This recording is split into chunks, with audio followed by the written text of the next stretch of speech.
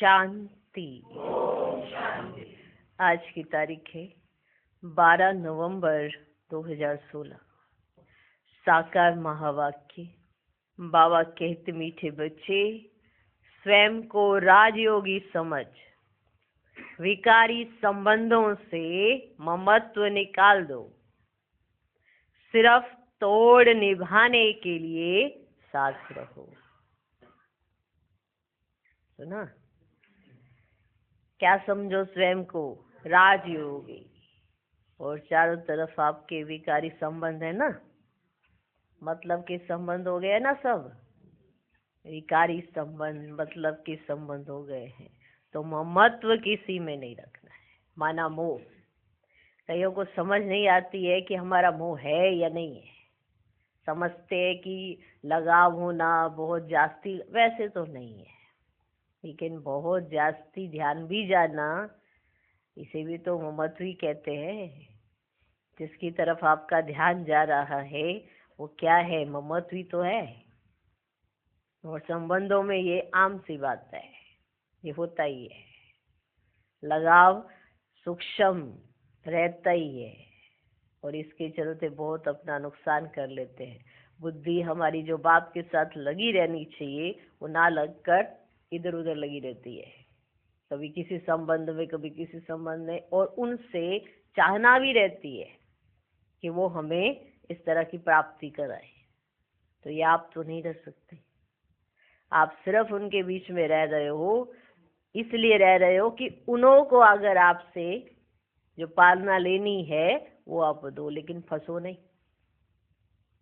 आपकी जो जिम्मेवारी है पालन पोषण करने की, सिर्फ उतने तक ही रखो। जास्ती बुद्धि मत अटकाओ। ये उम्मीद मत रखो कि वो आपके लिए कुछ करेंगे, ठीक है ना? तो ममत्व तो वही हो जाता है ना, किसी के लिए कुछ करो फिर ये उम्मीद रख लेते हैं वो भी मेरे लिए करे, वहीं पर मुंह हो जाता है। तो आप कौन हो? राजयोगी। राजयोगी माना न्यारा और प्यारा, फंसा हुआ नहीं, फंसा हुआ बिल्कुल नहीं। तो कई बच्चे समझ नहीं पाते, तोड़ निभाना किसे कहते हैं? तोड़ निभाना माना जब उन्हों को कोई जरूरत पड़ती है तो आप हाजिर रहते हो, आप ब्राह्मण ही हाजिर रहते हो और कोई हाजिर भी नहीं रहता है। बाकी सब स्पष्टवादी होते हैं, साफ बोल देते हैं हमारे पास समय नहीं है। ब्राह्मण क्या होते हैं? रहम दिल होते हैं, तो अपना समय भी सफल करते हैं, अपने श्वास भी, सहयोग भी देते हैं। लेकिन श्रीमत पर मान अगर देते हो तो राइट हो, लेकिन अगर बुद्धि फंसा के देते हो, ममत्व में डूब कर देते हो, लगाव से देते हो, तो राजयोगी तो नहीं हो। तो दोनों तरफ तोड़ निभाना तो बार बार सुना है ना। ये तोड़ निभाना किसे कहा जाता है ये भी समझने की जरूरत है। कहीं एक दूसरे को बोलते हैं जब तोड़ निभाना है ही नहीं तो क्यों रखा है तोड़ निभाने का? तोड़ निभाना किसे कहा जाता है कि बुद्धि बाप के साथ लगी रहे, हम जिनके बीच में रह रहे हैं उनके साथ रह रहे हैं, बस बुद्धि नहीं अटकानी है। अगर बुद्धि फंसाई तो फंस जाएंगे बहुत बुरी तरह से। तो चारों तरफ विकारी संबंध है। अभी बाबा आए हमें समझ दे रहे हैं, तो स्वयं को क्या समझो? राजयोगी। क्या समझो? मीठे बच्चे, स्वयं को राजयोगी समझ, विकारी संबंधों से ममत्व निकाल दो, सिर्फ तोड़ निभाने के लिए साथ रहो। आज का प्रश्न, तुम बच्चों ने देह भान को भुलाया है, इसका यादगार शास्त्रों में किस रूप में दिखाया है? उत्तर, दिखाते हैं पांडव पहाड़ों पर गल गए, परंतु उनको क्या पड़ी थी जो पहाड़ों पर बर्फ में जाकर शरीर छोड़ेंगे? लौ कहता है हिमालय के पहाड़ों पर कोई शरीर नहीं छोड़ते, बाकी तुम योग बल से शरीर छोड़ देते हो, देवभान को भूल अशरीरी बनने की प्रैक्टिस करते हो। ओम शांति। रूहानी बाप रूहानी बच्चों को समझाते हैं, समझाते तो हर रोज है, फिर भी कई बातें भूल जाते हैं, समझाते तो हर रोज है, फिर भी कई बातें भूल जाती है। बच्चों को बुद्धि में यह तो रखना है कि यह संगम युग है, कि यह संगम युग है। हम संगम युग पर है। बाप आते भी है संगम युग पर। कलयुगांत और सतयुग आदि का संगम गाया हुआ है। बुलाते भी इस समय पर है। पतित दुनिया कहा जाता है कलयुग के अंत को, इसलिए और कोई टाइम पर बुलाते ही नहीं। बाप आएंगे भी नहीं और किसी समय बुलाएंगे भी नहीं और बाप आएंगे भी नहीं। जब कलयुग का अंत होता है तभी मुझे बुलाते हैं, बाबा हम पतितों को पावन बनाने आओ, कलयुग के अंत और सतयुग के आदि में आओ। बुलाते हैं परंतु उनको पता नहीं है कि कल्प की आयु कितनी है। समझते हैं भक्ति करते करते, धक्का खाते खाते आखिरी में मिल ही जाएंगे। कल्प का अंत कब होगा ये किसको पता ही नहीं है। याद करते ही तब है जब कलयुग का अंत होता है। सतयुग त्रेता में तो है ही सुख, द्वापर में भी इतना दुख नहीं होता है। कलयुग में मनुष्य जब बहुत दुखी होते हैं ना, तब बाप को पुकारना शुरू करते हैं। तमो प्रधान माना दुखी, तब तो पुकारेंगे ना, हे दुख हरता सुख करता आओ। दुख के बंधन तो बहुत है। दुख के टाइम ही भगवान को पुकारते कि इस बंधन से छुड़ाओ। दुख के टाइम में बुलाते ना कि इस बंधन से छुड़ाओ। जब कोई रास्ता नहीं मिलता है तो बहुत जोर से पुकारते हैं, बहुत जोर से पुकारते हैं, परंतु फिर भी पाते नहीं। जैसे मेज भूलभुलैया होता है ना, जहां से भी जाते हैं रास्ता ही नहीं मिलता है। जब थक जाते हैं फिर चिल्लाते हैं, जब थक जाते हैं फिर चिल्लाते हैं, क्योंकि व्यवस्था ही ऐसी करके रखी है कि खुद ही फंसते हैं, खुद ही फंसाते हैं और फिर खुद ही चिल्लाते हैं। इसलिए फिर जब फंस जाते हैं पूरी तरह से फिर क्या करते हैं, चिल्लाते हैं। वो फंसने के कारण थक जाते हैं, थकावट होने लग जाती है ना, तो थक जाते हैं, फिर क्या करते हैं, चिल्लाते हैं। तो यहाँ भी मनुष्य जब बहुत दुखी हो जाते हैं ना, तब चिल्लाते हैं, हे दुख हरता सुख करता, हे अंधों की लाठी। इस समय पुकारते हैं, हे अंधों की लाठी, ऐसे पुकारते हैं ना। अभी तुम हो संगम पर, संगम पर हो। एक तरफ है पांडव और दूसरी तरफ है कौरव। अंधा उनको कहा जाता है जो रचयिता और रचना के आदि मध्य अंत को नहीं जानते। अंधा उसको कहा जाता है जो रचयिता और रचना के आदि मध्य अंत को नहीं जानते। सज्जे उनको कहा जाता है जो बाप द्वारा रचता और रचना को जान गए। सज्जे। अंधे उनको जो रचयिता और रचना के आदि मध्य अंत को नहीं जानते। सज्जे उनको कहा जाता है जो बाप द्वारा रचता और रचना को जान गए। तुम तो समझाते हो हमको राज्य भाग्य मिला है, तब तो चित्र दिखाते हैं ना। सतयुग है शिव बाबा का स्थापन किया हुआ, इसलिए उनका नाम पड़ा शिवालय। फिर विकारी बनते हैं तो वाम मार्ग की स्थापना होती है, इसीलिए इसका नाम क्या पड़ा, वैशाल्य। इसलिए उसे वैशाल्य कहा जाता है। सतयुग है शिवालय, कलयुग है वैशाल्य। तुम संगम युगी ब्राह्मणों को ये मालूम है कि अभी हम ना वैशाल्य में है ना शिवालय में, हम शिवालय में जा रहे हैं, हम शिवालय में जा रहे हैं। अभी वैशाल्य विकारी संबंधों से हमारा ममत्व निकल गया है। अभी वैशाल्य विकारी संबंधों से हमारा ममत्व निकल गया है।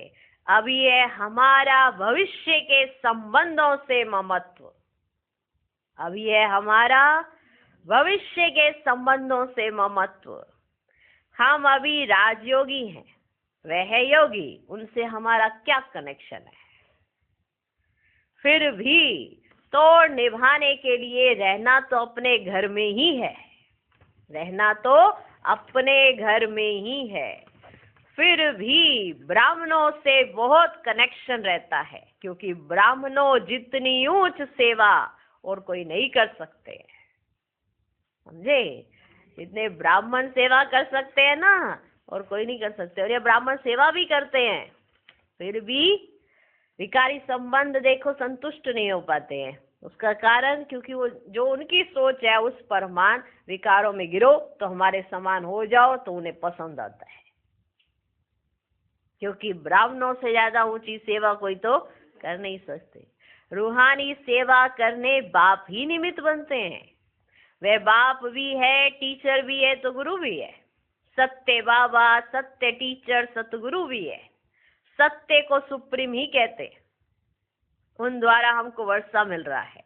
ये याद रहने से कितनी हर वक्त खुशी रहनी चाहिए। फिर औरों को समझाने के लिए पुरुषार्थ किया जाता है। पहले पहले तो है वे पारलौकिक बाप, वे सत्य शिक्षक भी है, सतगुरु भी है। सृष्टि चक्र के आदि मध्य अंत का ज्ञान देते हैं, इसलिए उनको ज्ञान का सागर कहा जाता है। पहले पहले तो उनकी महिमा करनी है। वे सत्य बाप, सत्य टीचर, सत्य सतगुरु है। सत्य धर्म की स्थापना करते हैं। मांगते हैं ना कि एक राज्य हो, वह तो सत्युग में होता है, या तो हो ना सके। मनुष्य कहते हैं वन वर्ल्ड हो जाए, एकता हो जाए। वर्ल्ड तो एक ही होती है, सिर्फ वर्ल्ड में एक राज्य हो, ये हो सकता है। देवताओं का राज्य था, वहां और कोई हंगामे की तो बात ही नहीं थी। वेद का बाप आकर राजधानी स्थापन करते हैं। ये भी अब तुम समझ गए हो, बाप ही राजयोग सिखलाते हैं, ना कि श्री कृष्ण। उन्होंने कृष्ण के लिए समझ लिया है। राजयोग सिखलाए ही तब जब राजधानी स्थापन करनी थी। बाकी शास्त्रों में तो है महिमा। सिर्फ महिमा करने से कोई राजयोग सिखलाते हैं क्या? वो गीता आदि जो सुनाते वे कोई राजयोग सिखलाते हैं क्या? गीता सुनाते हुए तो सिर्फ जो हो कर गए हैं उनकी महिमा करते हैं। भगवान ने जिन्हों को सुनाया उन्होंने ही राज्य पद पाया। भगवान ने जिन्हों को सुनाया उन्होंने ही राज्य पद पाया। बाकी ये त्योहार आदि सब भक्ति मार्ग के मुख्य है ही संगम योग की बात। शिव बाबा आते हैं, शिव जयंती के बाद कृष्ण जयंती, शिव बाबा के आने के बाद जरूर नई दुनिया स्थापन होगी। कृष्ण तो है सतयुग का मालिक। शिव बाबा ने आकर कृष्ण को ऐसा बनाया। एक कृष्ण को थोड़ी ज्ञान दिया होगा, कृष्ण पूरी स्थापन की होगी। आत्मा को तमो प्रधान से सतो प्रधान बनाने के लिए योग सिखाया है। तुम ही फिर सतरजो तमो में आते हो ना। ऐसे नहीं कि सतयुग में ही तुमको बैठ जाना है। 84 जन्मों का हिसाब भी है ना। सतयुग के बाद त्रेता जरूर आना ही है ना। दिन के बाद रात होनी ही है। सतयुग की स्थापना कौन करते हैं, कैसे करते हैं? क्योंकि सतयुग है ही नहीं दुनिया। बाप कहते हैं हम पुरानी दुनिया बदलते हैं। ये वही महाभारत की लड़ाई मुसलों की है। कहते हैं ना पांडव भी थे, कहते हैं ना पांडव भी थे। पांडवों की जीत हुई, स्वराज्य मिला है जरूर, तो स्वराज्य में आएंगे ना। शरीर भर कहाँ भी छोड़े, राजाई में तो आना है ना। लोग कहता है हिमालय पहाड़ों पर कोई शरीर छोड़ते ही नहीं है। योग तो यहाँ ही सीखते हैं, योग बल से ही शरीर छोड़ना है ना। उनको क्या पड़ी है जो पहाड़ों पर बर्फ में जाकर शरीर छोड़ेंगे? क्या पड़ी है? शरीर तो यही छोड़ सकते हैं ना, पहाड़ों पर जाने की क्या जरूरत है? ये भी गपोड़े हैं, ये भी गपोड़े हैं। जैसे सर्प पुरानी खाल छोड़ नहीं लेते हैं, वैसे आत्मा भी एक शरीर छोड़ दूसरा लेती है। शांति धाम में जाकर फिर आएंगे सतयुग में। बाबा ने समझाए सतयुग में शरीर छोड़ेंगे तो आप ही अपने समय पर जब शरीर बूढ़ा होता ना तब एक शरीर छोड़ दूसरा लेते हैं। बहुत से ऐसी बात है, मुश्किल है। अभी वह प्रैक्टिस चाहिए ना, तो अभी वापस हम कहाँ जाएंगे? शांति धाम नहीं जाएंगे क्या? जाएंगे ना। अगर वहां पे शरीर छोड़ेंगे सतयुग में तो शांति धाम में तो नहीं जाएंगे ना। शांति धाम में अभी जाना है। अभी वह प्रैक्टिस की जाती है, जो तुम्हारी वह प्रैक्टिस अविनाशी हो जाती है। क्लियर? अभी वो प्रैक्टिस कर रहे हो है ना अशरीरी होने की, तो फिर यही वाली प्रैक्टिस क्या हो जाती है? अविनाशी हो जाती है। यहाँ तो प्रैक्टिस इसलिए कराते हैं क्योंकि पुरानी दुनिया को ही छोड़ना है, वहां तो नई दुनिया है। स्वर्गवासी शरीर छोड़ेंगे तो स्वर्ग में ही आएंगे ना। जब स्वर्ग होगा तो स्वर्ग में जब शरीर छोड़ा जाएगा तो शरीर नया भी कहाँ मिलेगा? स्वर्ग में ही मिलेगा ना। अब नर्कवासी नर्क में शरीर छोड़ेंगे तो कहाँ लेंगे शरीर? नर्क में। नरकवासी शरीर छोड़ेंगे तो नरक में ही आएंगे, स्वर्ग में तो जा ना सके। अब नरक में शरीर छोड़ स्वर्ग में लेंगे ऐसा तो हो ना सके। अब नरकवासी हैं तो नरक में शरीर छोड़ा है तो नरक में ही रहेंगे। तो जब सतयुग आ जाएगा तो स्वर्ग में शरीर छोड़ेंगे तो स्वर्ग में ही लेंगे। क्लियर? सतयुग में तो तब जाएंगे जब बाप आकर राजयोग सिखलाए, तब दैवी राजधानी में अर्थात सतयुग में जा सके। महाराजा महाराजा का लक़ब यहाँ ही मिलता है। राजा महाराजा का लक़ब यहाँ ही मिलता है। पद दूसरा मिलता है परंतु नाम वह चलता रहता है, बदल नहीं सकता। कोई कोई का टाइटल कायम कर देते हैं, जो पैसे से टाइटल लेते हैं ना, आगे 1,00,000 2,00,000 देते थे तो लक़ब माना टाइटल मिलता था। तो ये रूहानी बाप रूहानी बच्चों को बैठ समझाते हैं। समझ में आया कैसे शरीर छोड़ा जाता है? नरकवासी नरक में कैसे आते हैं, स्वर्गवासी स्वर्ग में कैसे आते हैं, क्या होता है? ये राजा महाराजा का लक़ब जैसे यहाँ पे मिलता है, तो ये देखो बाबा समझा रहे हैं। 1,00,000 2,00,000 दिए, लक़ब ले लिया, माना टाइटल ले लिया।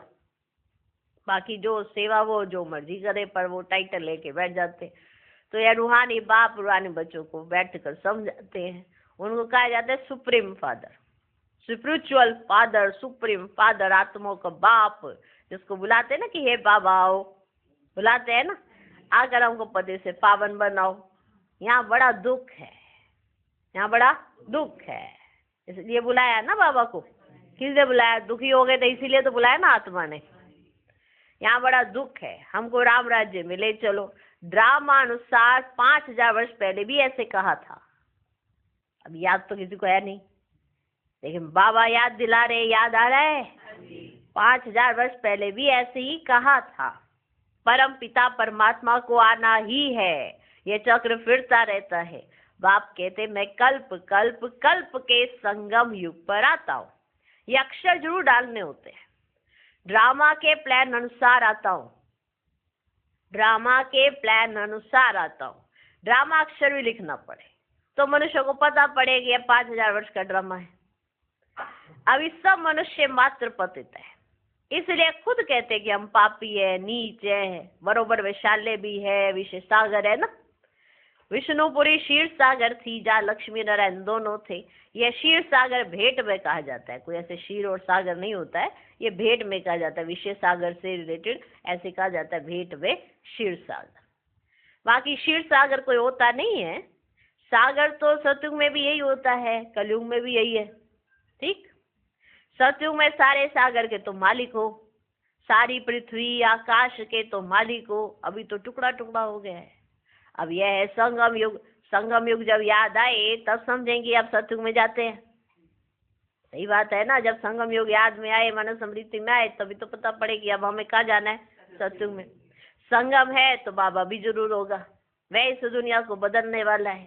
स्थापना तो ब्रह्मा द्वारा यहाँ होती है। अब तुम चित्र बनाते हो, बाबा तो है ही बिंदी लाइट माइट की, तुम्हारी आत्मा भी लाइट है। अब तुमको लाइट कैसे देवे? तो तुम्हारे सिर पर बिंदी दे दी है। अब तुमको लाइट कैसे दे देवे? तो तुम्हारे सिर पर बिंदी दे दी है। आत्मा को लाइट कैसे दे? लाइट देने से बड़ा बन जाता है, लाइट देने से बड़ा बन जाता है। वह बड़ी लाइट को ही पूजते हैं, इसलिए मनुष्य परमात्मा को ज्योति स्वरूप कह देते हैं। वास्तव में लाइट है पवित्रता की निशानी। किसकी निशानी? पवित्रता की। मनुष्य समझते हैं ज्योति स्वरूप है। बिंदी को अगर लाइट भी छोटी दें तो पूजा कैसे होगी? अगर बिंदी को लाइट भी छोटी सी दे दें तो पूजा कैसे होगी? इसलिए बड़ा कर देते हैं। बाप कहते हैं मैं परमात्मा सुप्रीम सोल हूँ, जिसको तुम परमात्मा कहते हो, परंतु छोटी बिंदी की पूजा कैसे हो? लाइट कैसे नहीं? कोई लिंग की पूजा करते हैं। साहूकार है तो हीरा गोल बनाकर उनकी पूजा करते हैं। अब साहूकार है तो हीरा गोल सा बना लेगा, उसकी पूजा कर लेंगे। अगर कोई साहूकार है, नाम तो शिवलिंग ही रखेंगे। मिट्टी का भी होगा तो शिवलिंग ही कहा जाएगा, हीरे का भी होगा तो भी क्या कहा जाएगा? शिवलिंग ही रखेंगे। है तो स्टार, और कोई चीज नहीं है। ये बड़ी गुह्य बातें समझने की है, ये बड़ी गुह्य बातें समझने की है। आत्मा कोई बड़ी छोटी नहीं होती, नहीं तो फिट कैसे हो? आत्मा कोई बड़ी छोटी नहीं होती। ऐसे नहीं जैसे जैसे बड़े हो जाएंगे आत्मा बड़ी होती जाएगी, छोटे होंगे तो छोटी होती जाएगी। नहीं, ये सूक्ष्म है, माना ऐसे दिखाई नहीं देती है छोटी सी एक बिंदी, ऐसे कोई बड़ी छोटी नहीं होती, कभी बढ़ गई कभी कम हो गई, कभी बढ़ गई कभी कम हो गई, ऐसे। तो बड़ी छोटी तो आत्मा होती नहीं, नहीं तो फिट कैसे हो, नहीं तो ऐसे ट्यूमर जैसा लगेगा। बाबा ने कहा था नहीं तो ऐसे ट्यूमर जैसा हो जाएगा, ऐसे बड़ी बड़ी अच्छे ऐसे नहीं तो फिट कैसे हो। अभी तुम जैसे अपनी आत्मा को जानते हो वैसे बाप को जानते हो, आत्मा बाप को बुलाती है। तुमने अपनी आत्मा को देखा है? देखा है? देखा है? तो परमात्मा को कैसे देखेंगे? जब तुमने अपनी आत्मा नहीं देखी तो परमात्मा को कैसे देखेंगे? हाँ, दिव्य दृष्टि से देख सकते हो। तो तुम जबकि जानते हो फिर देखने से फायदा ही क्या? पता तो है ना तुम्हें, और फिर क्या दे, बाबा दिखा दो ना, बाबा दिखा दो। दिखा भी दिया तो भी क्या, जान तो लिया ना एक बार, अब बार बार देख के क्या करना है, जान लिया ना। सो तुम जबकि जानते हो फिर देखने से फायदा ही क्या? ये तो पढ़ाई पढ़ने की है जिससे मनुष्य देवता बनते हैं। यह है फ्यूचर नई दुनिया के लिए पढ़ाई। यह लक्ष्मी नारायण कहाँ ऐसे कर्म सीखे? संगम पर। कहाँ ऐसे कर्म सीखे इन्होंने? संगम पर। बाप कहते मैं संगम पर आकर तुमको नई दुनिया के लिए पढ़ाई पढ़ाता हूँ। कहाँ पर? संगम पर। बाबा प्रदर्शनी में तार देते हैं, उसमें भी यह लिखना है कि यह संगम युग है। तार दी जाती है ना, प्रदर्शनी है ऐसे, तो उसमें भी लिखना है कि यह संगम युग है। बाप कहते हैं तुम हमसे बर्थ राइट ले सकते हो भविष्य 21 जन्मों के लिए। संगम युग अक्षर जरूर लिखना है, संगम युग अक्षर जरूर लिखना है। एक्यूरेट जो तार जाती है उसकी कॉपी वहां लगानी है, जो एक्यूरेट तार जाती है ना उसकी कॉपी वहां लगानी है। बड़े अक्षरों में लिख देना चाहिए, दिन प्रतिदिन क्लियर होता जाता है। नीचे लिखते ही हैं बाप दादा, बाबा सही करते हैं ना, नीचे लिखते ही हैं बाप दादा। शिव बाबा जो आत्माओं का बाप है वह प्रजापिता ब्रह्मा द्वारा सिखलाते हैं। तो कितना नशा चढ़ना चाहिए। शिव बाबा जो हम सब आत्माओं का बाप है वो स्वयं आके हमें सिखलाते हैं प्रजापिता ब्रह्मा द्वारा। बाप कहते हैं मुझे शरीर का आधार तो चाहिए ना। शिव तो है निराकार, उनको तो अपना कोई शरीर है नहीं।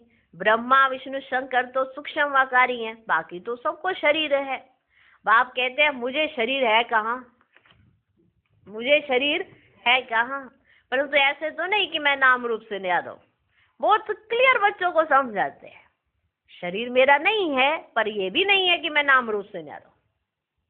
शरीर मेरा नहीं है इसलिए इनके शरीर में आ जाता हूँ, इनके शरीर का लोल ले लेता हूँ।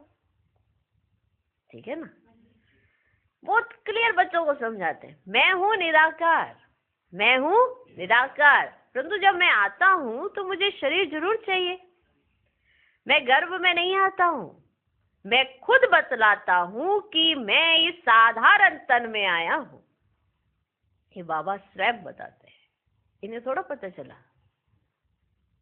कि बाबा ने स्वयं बताया कि मैं इस साधारण तन में आया हूँ। ये पहले पूज्य था, अब पुजारी बना है। माला में भी है पहले शिव बाबा, फिर 2 दाने हैं। पहले है शिव बाबा, फिर 2 दाने हैं। प्रवृत्ति मार्ग है ना। अभी तुमको पता है प्रवृत्ति मार्ग की ही माला है। जो प्रवृत्ति मार्ग में पतित थे अब शिव बाबा की मत से पावन बन सृष्टि को पावन बनाया है, इसलिए यादगार माला बनी हुई है। रुद्र माला और विष्णु की वे जयंती माला है। ब्राह्मणों की माला नहीं बनती है।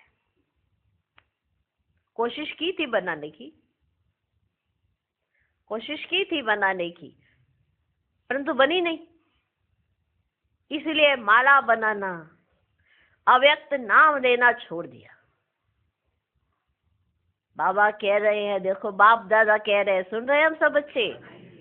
बाबा कह रहे हैं कोशिश की थी माला बनाने की, परंतु बनी नहीं, इसलिए माला बनाना, अव्यक्त नाम देना छोड़ दिया। नाम जो यहाँ के थे वह नाम यहाँ ही छोड़ फिर वही अपना पुराना नाम ले भाग जाते।